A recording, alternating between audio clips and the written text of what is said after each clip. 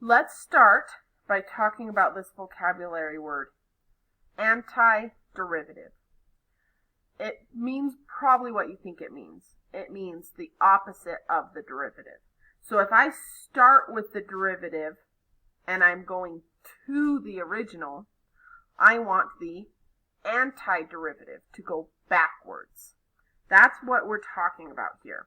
Now, to make an antiderivative graph from a derivative to original, so opposite what we did in the first video, here's what we're going to do. Step 1, make a derivative number line by using the location or position of the points on the f prime graph. So this is just making a straight up number line from this graph.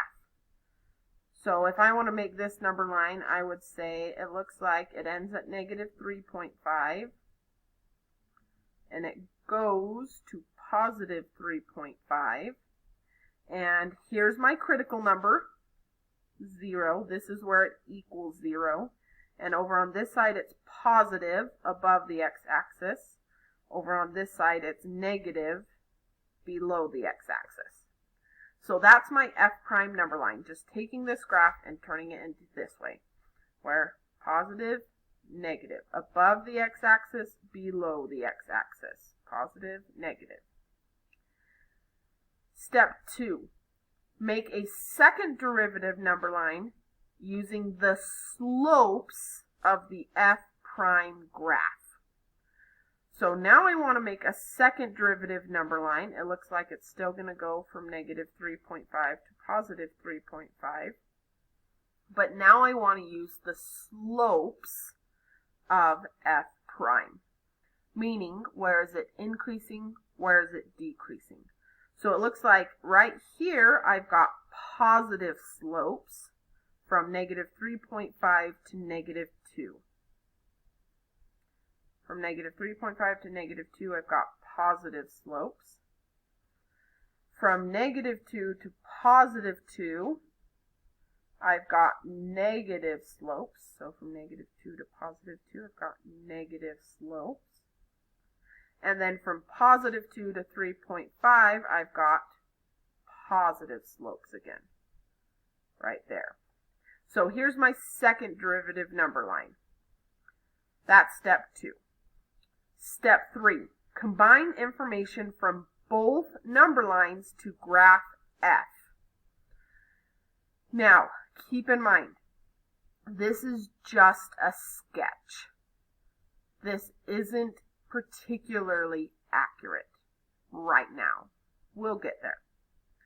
So what we're going to do, it looks like from negative 3.5 to 0, this is now on the original.